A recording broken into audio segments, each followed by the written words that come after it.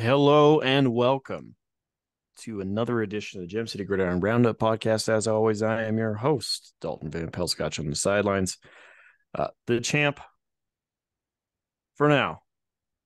With me, I have the commish. Yeah, we both suffered a couple not beat I mean you had a beat down, but both a couple losers this week. It's nice if one of us gets the win, but both of us getting a loss. It's a sad podcast. But hey, we're on to Cincinnati. It was Turkey week. Yeah. We had the Lions failing to close out a closely contested game. Bills got the ball back with less than 30 seconds and Yeah. handled business. Yeah, for the Bills and the Chiefs, you cannot let them have more than 13 seconds. So yeah, Which is insane. yeah, they can get in the field goal range with the. I mean, they got a couple big legs. I mean, even the Ravens, honestly, if you give them a shot, we'll touch on that game. But yeah, very fun game. It's probably the most fun game of Thanksgiving. It was the first one I thought. I mean, depending on the other ones, but I really enjoyed that one. It's a great one to get the day going, and it was fun. It's all around. Amon-Ra St. Brown had another nice day. You did. Very nice day. Jamal Williams does get in the end zone, but he does not put up enough for me to win the Gobbler. You also did not win the Gobbler. I Josh know. Allen Josh is the Allen. Gobbler this year. Back-to-back Gobbler awards for Josh Allen. Oh, really? Yeah. So that which Did not know means that. Stuart Brinkman, sorry, you will not win the Suck Up Cup. No Turkey Gobbler winner has ever won the Suck Up Cup. Hopefully you can prove us wrong. Hopefully someone will prove us wrong one day. But the Turkey Gobbler goes to Josh Allen. Last year it was Josh Allen again with Luke. Luke did not win the Suck Up Cup. He was on pace for the Triple Crown, but the Turkey Gobbler ruined his season. I almost think it's the quadruple crown if you get the Gobbler. The quadruple crown. There you go. All right. Dallas end up winning. The Giants do end up covering with that garbage time touchdown. Hmm. I did not Um, record any of the bets. I can't even remember what spreads we had. I'll have to go back oh, and relook at I've those. got I've got it all for you when we get to All that part right. of the show. Perfect. Um, Appreciate it. the Giants offense has run out of um, talent. Luck. Yeah. It was the CD Lamb game, and Zeke actually had a really, really nice day. He did. There was some speculation he had lost his job. Um, Never. Not as long as Jerry Jones owns that team. but yeah, he had a nice day. He He looked did. very efficient when he has not recently. Yeah. Um, yeah, not a whole lot going on that game. Barkley, not great. I believe Matt Breda got the touchdown late. Um, but yeah, just a weird game environment. Gallup catches a few. Um, yeah, not a whole lot to say in that game. Just pretty standard Dallas. Dallas kind of taking over right now, and see how that division ends up shaking out. I mean, most likely Philly, but there's another matchup between those two teams, so should be a fun one in the next few weeks. Justin Jefferson with a nice day, not quite enough to get the gobbler. Nope, just Um, about half a point short. Half a point short. Kirk Cousins finally gets the prime time monkey off his back for now. For Ramondre now. Stevenson gets 9 catches out of the backfield. You like to Yeah, see Damon. that? Yeah, Damon Harris was healthy for that game, but then did get banged up. So went back to all Ramondre Stevenson. They were down, so he, checking down quite a bit. But yeah, Ramondre's been solid all year long when he's been getting the opportunities. So fun to see him get all those opportunities and put up points, and um, yeah, fun. Justin Jefferson, like he might be the 1-1 next year. 101. Um, I was working for this Sunday. Mm-hmm. The Broncos still failed to score 20 points. They barely even broke 10 because that touchdown was like in the last like couple minutes. Um, Carolina manhandled them. Like it's embarrassing. I'm surprised that Hackett hasn't been fired yet, honestly. Like I thought he'd be fired today. Um, just so piss poor. People are yelling at Russ on the sidelines. Um, it's that might go down as one of the worst trades in NFL history. That was like unless something happens next year, like if it continues to be this bad next year, man, Pete Carroll might be able to coach till he's 90. Looks like DJ Moore torched the secondary and they ran the ever loving piss out of the ball. They did. We had a Sam Darnold sighting. Sam Darnold back in the good graces of the Carolina Panthers after being on IR all year long with a high ankle sprain.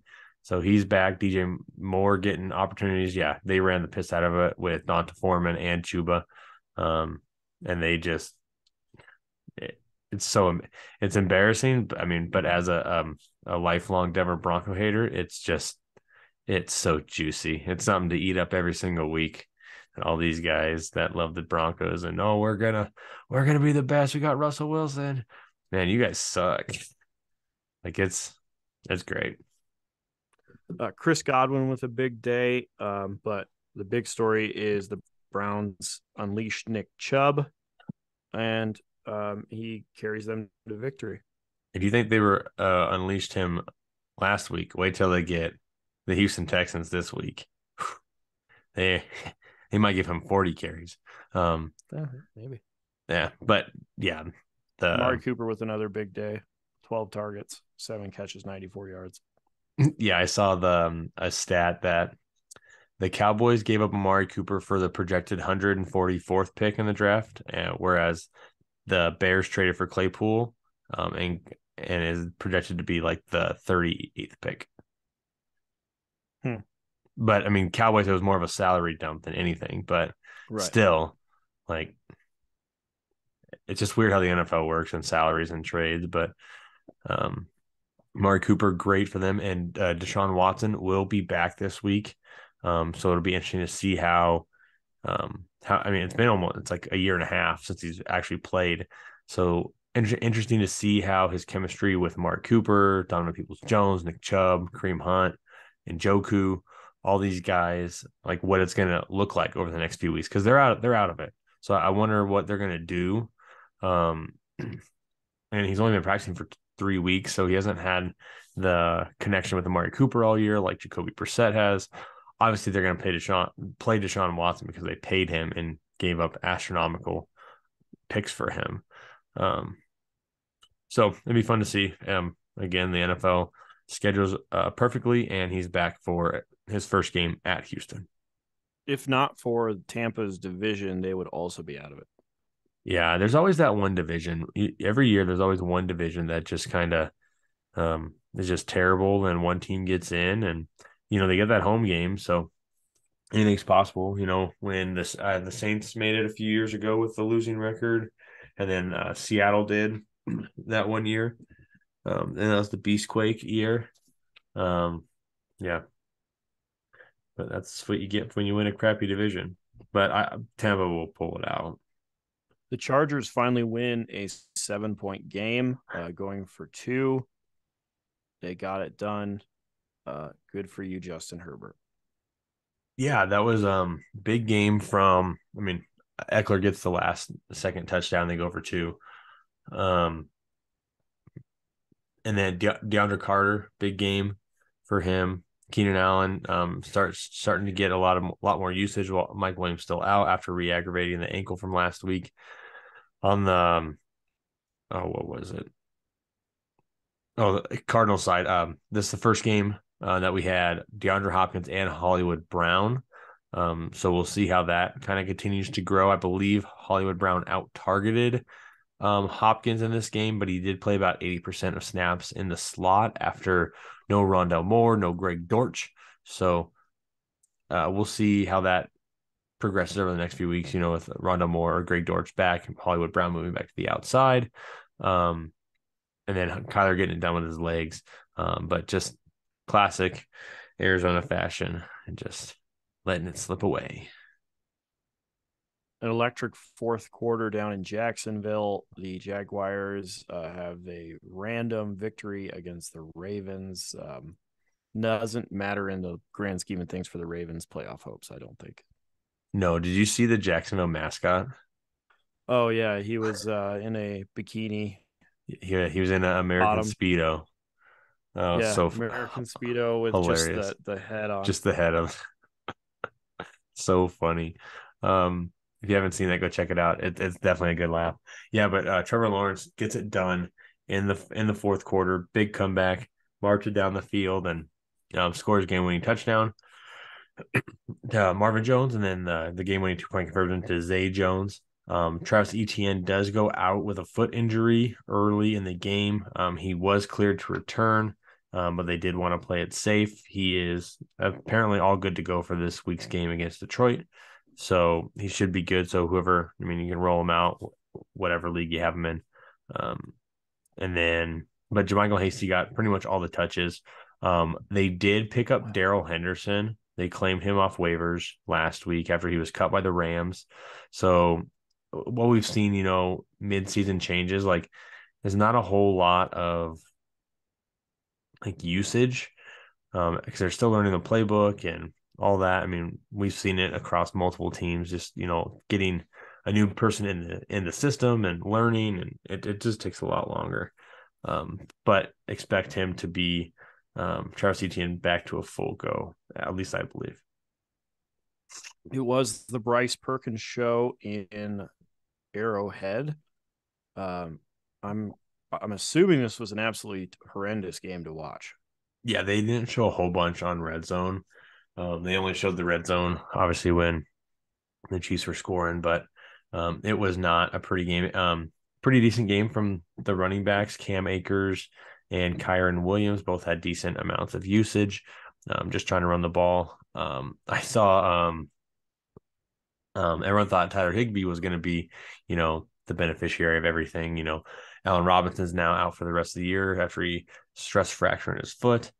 And then obviously Cooper Kupp, Ben Skowronek still kind of a project. But everyone thought this was, at least dumped down to Tyler Higbee. Tyler Higbee ran, I think he ran 0 routes. He played like 90% of the snaps, which means he's playing like right tackle because he's blocking every snap. And they're just basically playing like a 7-man offensive line because they can't block anybody right now. Which is pretty funny that he's just playing like left tackle or right tackle. Or far right, far left. I'll go with that. Can't be too good of a blocker to be a really good productive fantasy tight end. Miami spanks Houston. Tua was 1 yard short of another 300-yard passing game. They pulled him early. Yeah. Oh yeah, Skylar Thompson got a little bit of work. They also didn't run Jeff Wilson too much, I'm guessing, because the game script on that. Tyreek Hill, Jalen Waddle got theirs and got out from the looks of the stats. And Dameon Pierce with another stinker. Yeah, it was kind of a weird game. They were blowing them out. It was like 24-0 at halftime or something like that. And they just kind of let up midway through the third quarter. And the Texans did kind of make it a game towards the end of the middle of the fourth quarter where people thought, sorry, that they were gonna have to put the starters back in, but they got it done and they just kind of ran it out. They pulled all those guys, Hill, Waddle, Wilson. So it was more like of the Trent Sherfield and Myles Gaskin because Raheem Mostert was out this week, so Myles Gaskin was the other active back. River Craycraft and all those other Durham Smythe and all the guys that you don't really know about. They're just trying to ice the game. Just sound like I just made up a bunch of Trent fucking names. Sherfield. Sherfield. Alec Ingold with a target and a catch for 0 yards. River Some of Craycraft. the names. Yeah, Craycraft. Craycraft. But All right. fire him up. Moving on. There, We Tua's had 8-0 this year when he plays the whole is he? game. Yeah. We had the Fighting Mike Whites take on the Justin Fields-less Bears. Yeah. Mike White had an exceptional game. Oh, he was fantastic. He was, and this was in a downpour. Was Like it? it was raining cats and dogs. It was so. I mean, it was so bad. I mean, not a lot of wind, just a lot of rain. And he was airing it out. Fun to watch. Garrett Wilson gets 2 touchdowns. Fun to watch. Elijah Moore gets back in the end zone. Not only 2 targets, but does get back in the end zone. Conklin, a decent game for a tight end. Michael Carter goes down with an injury. Probably going to miss a week or 2 with a low ankle sprain. So they leaned on Zonovan Knight, or Bam, Never as they heard of call him. Rookie running back. They made James Robinson a healthy scratch this week. So we'll see if that is something different next week. If they split more time between Knight and Robinson with Carter out. Obviously, expect Ty Johnson to get in that mix as well. But yeah, interesting to see Zonovan, Bam, Knight get most of the touches. I believe it'll be Mike White the rest of the way. I think so too. I also think that the coin flipper is still good. Joe Flacco? No. The guy who is deciding the entire Jets season based on coin flips. I haven't checked in on it recently. Yeah, I forgot about that. Yeah. Yeah, I think Zach Wilson, his time is done. I told you last week that they were going to bench him, and they did. They did it. They said, nope, Zach Wilson, you're not the answer. Yeah, you did a good job with that. So Mike White looked good. I do the have Jets coin flip guy finally lost. Week 12. On the Bears side, it was just a disastrous game. No Justin Fields, and then apparently in pregame warmups, Trevor Siemian hurt his oblique, and then they said they were going to start Nathan Peterman, and then they pulled Siemian off the field in pregames and went right to try to get some rehab and some whatever they did, but they obviously did not want to start Nathan Peterman because they said no, Siemian's going to play, and he was pretty bad. Darnell Mooney suffers a terrible leg injury. He's done for the year. Claypool gets banged up in this game as well. So fire up your Cole Kmet and your Byron Pringle and your Velus Joneses, I guess. Right when the Bears were surging ready to be decent. You shut down Justin Fields the rest of the year, or just kind of? I don't think so. Are you prolong? He'll gain more from playing than he will from sitting. I don't think they're going to rush him back. Is what I'm saying. Like no, instead of trying to play this week, yeah, but he might be another week, just to get the shoulder a little stronger. But yeah, you lost 2 guys this week. Shit. Yeah.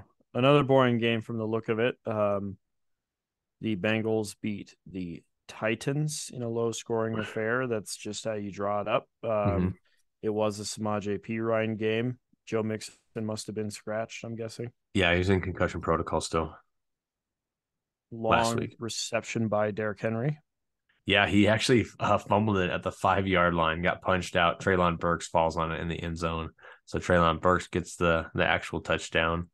Yeah, not a whole lot there in that game. Derrick Henry, more receiving yards than rushing yards. A lot of that comes on the one big play. Bengals did bottle him up. T. Higgins with a nice game.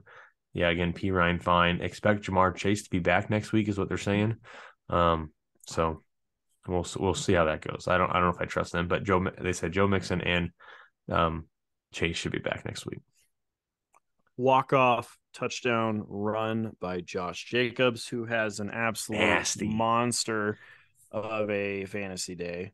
303 total scrimmage yards. Absolutely insane. Only the 11th game in NFL history with 300 scrimmage yards. I'm guessing it's a Gale Sayers type thing. Yeah, I don't know. It said it was like only this is the sixth one this century. So just absolutely. I mean, he obviously house called the 86 yarder in overtime. Um, gives him the 48.3 fantasy points. Sweet. Anybody that had him definitely scored in at least 160 because that's like a third of those points. So you should be able to get to that 160 mark. But the Raiders, Devontae Adams, quiet game. Mac Hollins gets a touchdown. Foster Moreau gets a touchdown. And then on the Seattle side, it was Kenneth Walker got 2 touchdowns. Not very good, like on like a yards per carry or anything. Tyler Lockett, I believe, catches a touchdown. Metcalf catches 11 on 15 targets, no touchdowns. But yeah, that was the most entertaining game of the day.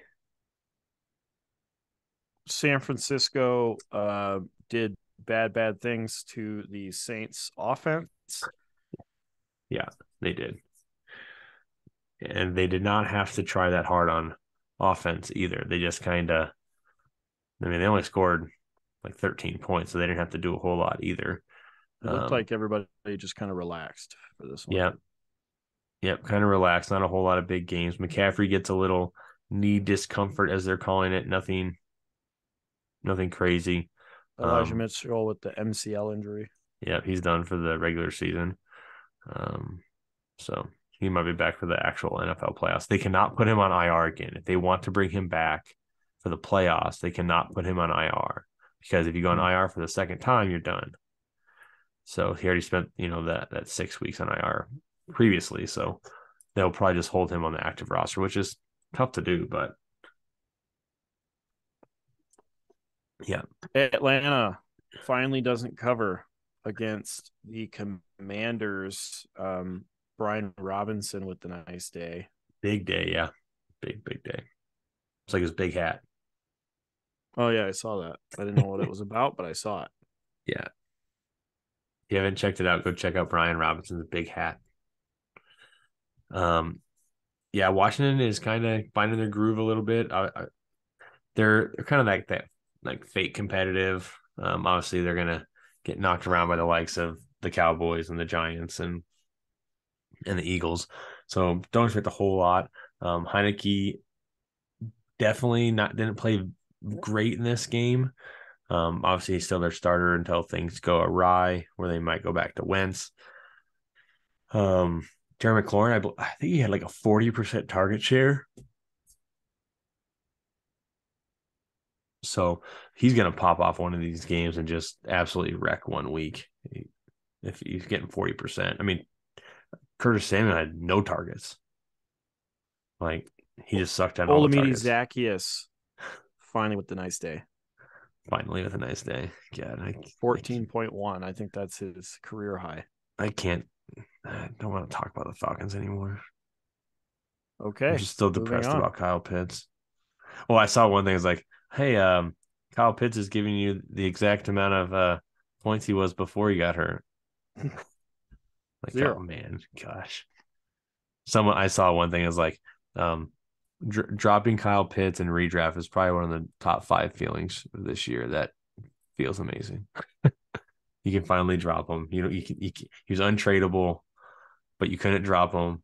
But you had to sit on your bench, and the moment you could drop him, the relief off your team.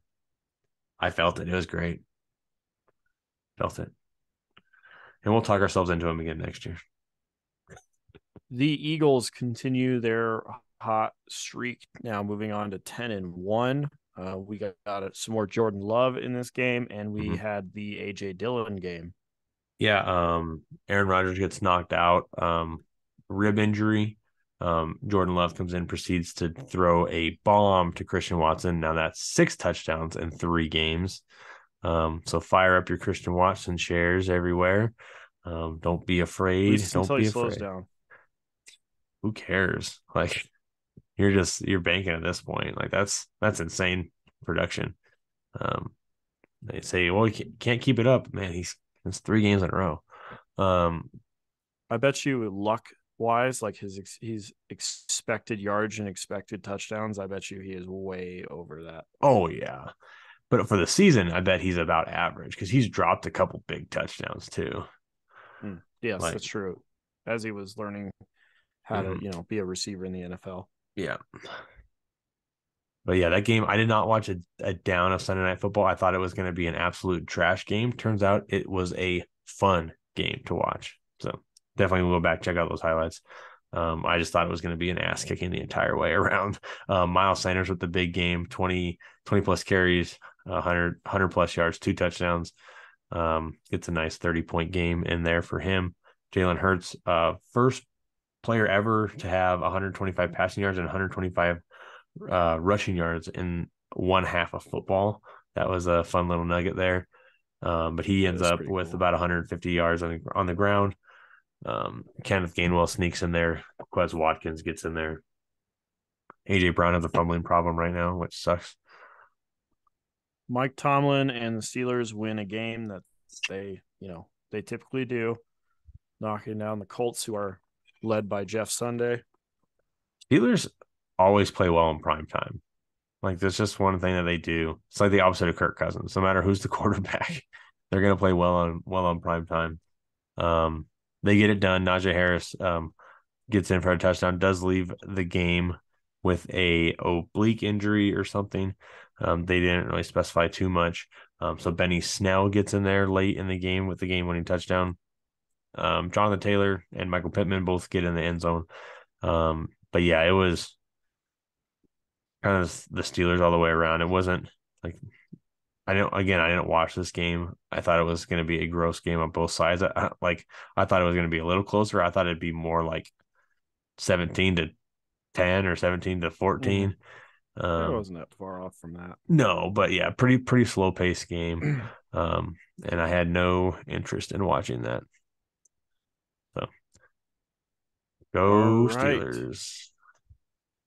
Matchups that mattered. Yeah. Unfortunately, neither of us had matchups that mattered.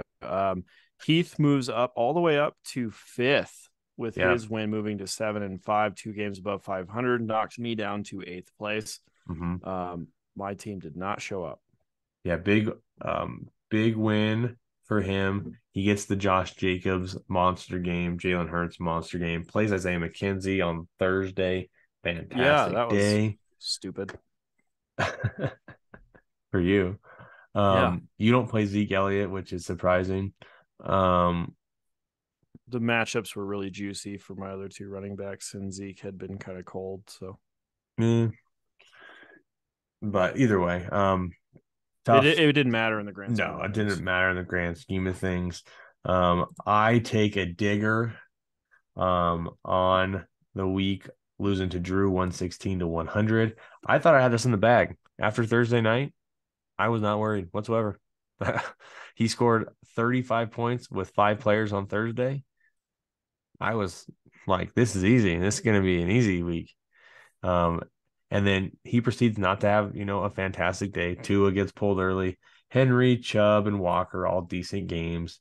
I mean, I expected like if every one of his other guys scored 20 points apiece, that would only put him at 130.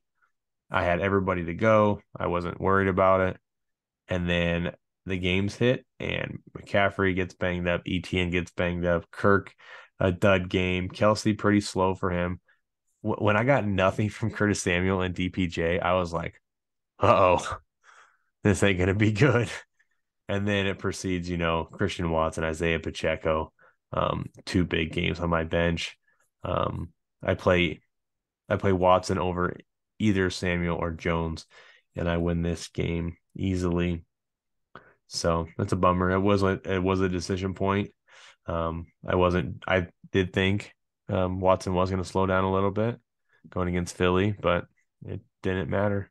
But tough one for me, drops me down to 6th and Drew up to 4, the elusive 4-5. Everyone wants to be in that 4-5 matchup.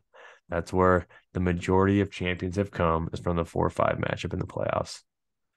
Lean is unable to complete his Cinderella story, finalizing the 8 teams who will make the postseason. And Sackett has now won 9 in a row, which means that is the all-time wins record in a row. Oh, it is? There was 5 teams that had 8 wins. He now surpasses and has the longest winning streak ever, regular season winning streak ever in the Gym City Gridiron. 9 wins after starting 0-3. Yeah. Lean. Wild. Don't carry 2 defenses. What are you doing? The Packers against Philadelphia. You probably don't listen to this, but I'm disappointed yet again. In the very wee hours of Monday Night Football, Dark Horse gets the victory over Patrick to continue Patrick's pain. Patrick's team is pretty good. Like, he's got a lot of points scored.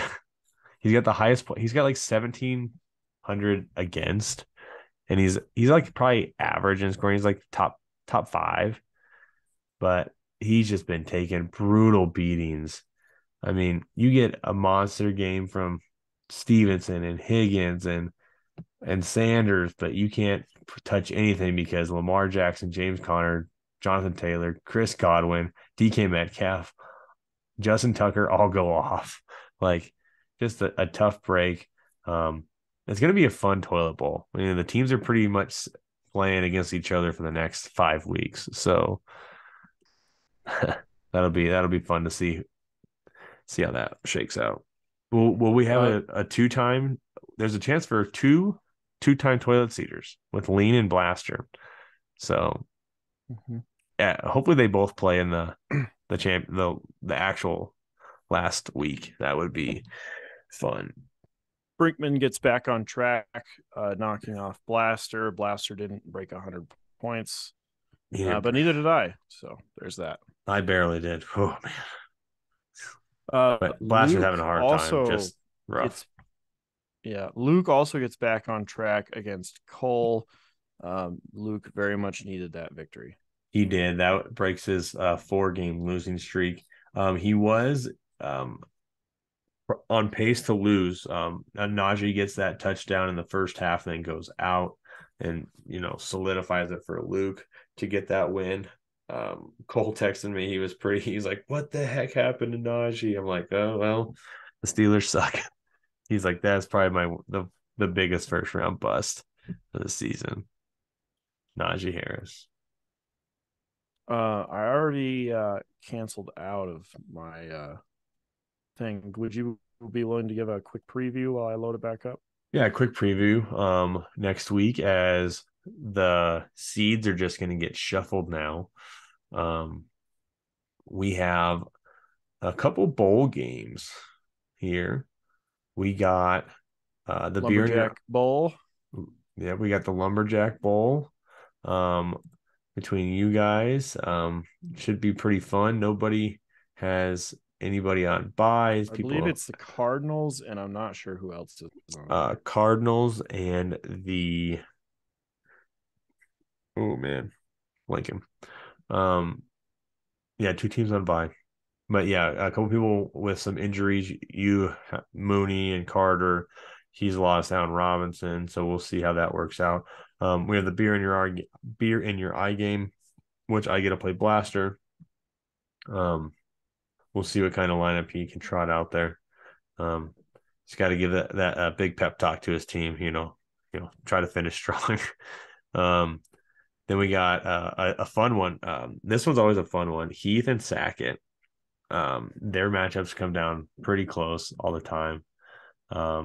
That should be fun. Got a lot of questionable guys in their matchup. We got Mixon, Jacobs, Kamara, Hill, Chase, Fournette. I mean, just quite a bit of questionable players in that game. Early projections have Sackett by 5. Then we got Dark Horse and Drew. Again, more for seeding for Drew, can solidify a higher seed, whereas Garrett is trying to play spoiler. at this point.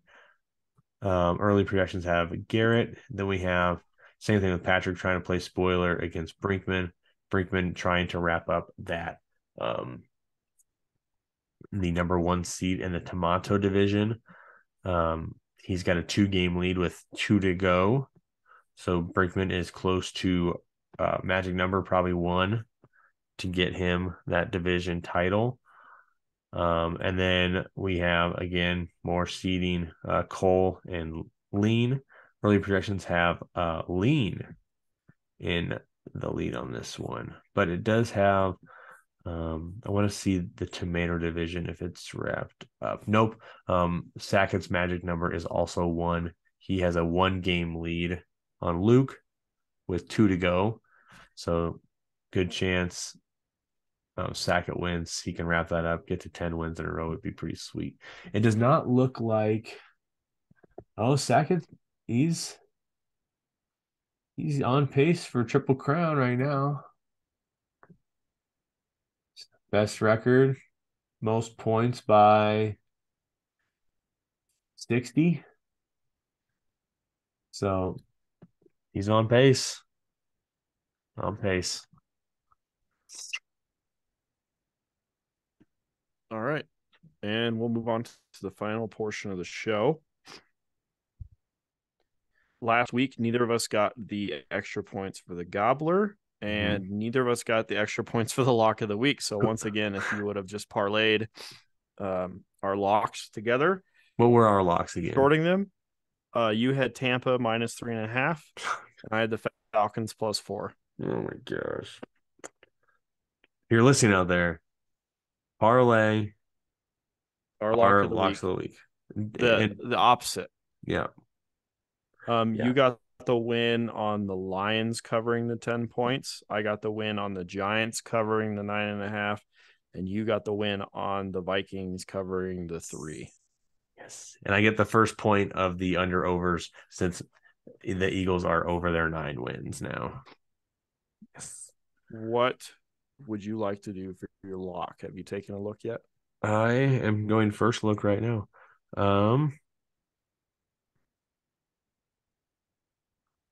All right, quick peek. There's a lot of close spreads. That's nice.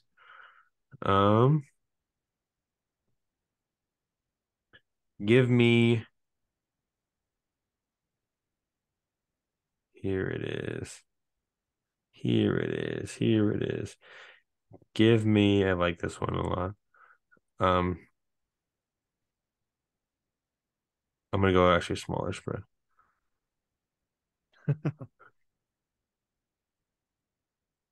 Let's go. Packers 4.5 on the road against the Aaron Rodgers owned Bears. -4. Okay. -4.5. I had one, and then I just switched it right before we did this. Yeah. If the spread's different, let me know. But I'm gonna go Giants +2.5. Yes, that's a good one. That's nice. 2.5 it is. All right, and then it is your week to pick. All right. So you say the first matchup, and I will give you my thoughts. All right. Philadelphia 5-point favorites at home against Tennessee. I will take the Eagles. Okay, I'll take Tennessee. Okie dokie here. This one's a fun one. I could go either way. On it's probably this, the one I was thinking about using for my lock. which one was that? Well, go ahead. All right. Kansas City, 2-point favorites on the road against the Bengals. I will take Kansas City. Damn it. That is a juicy line. I know. Well, you That was already the know what that shootout means. last year. Yeah, Did you're you say going. it's 2? It's 2. Kansas City 2 on the road. So I'll take -2. Yep. Was that your lock? Nope. No. Okay. I actually didn't even know those two teams were playing each other. Yeah, that's a fun game. Very fun. All right. Obviously, you're taking the +2. And the last game. Yes. The last game. I almost want to do it because I keep betting them, and I want to keep taking them, but um, how about I want them so bad I don't want to take the other side. Oh shit. I'm not doing the Browns Texans one. I'm staying away from that. No way. Not touching it. Let's go. Right. There's too Uh, much emotion going on in that game. yeah, too much. And honestly, you should take the Texans. Like that'd be the side you would take. Um, Anyway, anyway, okay, here's the last one. Jacksonville is -1.5 on the road in Coors Field. Coors Field. Yeah, they're calling that Detroit. In Detroit is Coors Field because that's where all the fireworks happen. So you can pick Jacksonville 1.5 point favorites on the road in Detroit. You know what was hilarious is this is the game I was going to pick for my lock, All right. but I did not know which side I Which side of the I lock you want? yeah. Well, if it was your lock of the week, I'm gonna win because it's gonna be the opposite. So I'll take the Jaguars if they Jaguars, I'll as take road Detroit. favorites. I'll That take is Detroit. a coin flip of a matchup if I've Yeah. ever seen one. So if that was your lock of the week and how I'm gonna get that one, I'll parlay that one. Um, yeah. How was your turkey date? It was good. Just hung out with the lady, had some food delivered to us because we were still dealing with some sickness. Watched some World Cup and some Cowboys football and called it a day. Oh, ran a 5K too with flu. So that didn't go how I designed it, but I did finish it as much as it was terrible. Yeah, that sounds awful. But yeah, how about you? It was good up in the Nodak. Got to hang out with the family, and it was good. It was a fun time. We'll have to for the Christmas episodes. We'll probably have to. I think I did a podcast last year in Sarah's house, so we might be doing another podcast on the road again. Those are some fun times. Yep. We shall see how that works out. Yep, it'll be good. Again, our schedules are changing. This is a Tuesday night, making it all work out for everybody. But hey, 2 weeks to go. It's flying by, and we're counting down the weeks. So it's moving time. It's moving time. Solidify those seeds. This was an episode.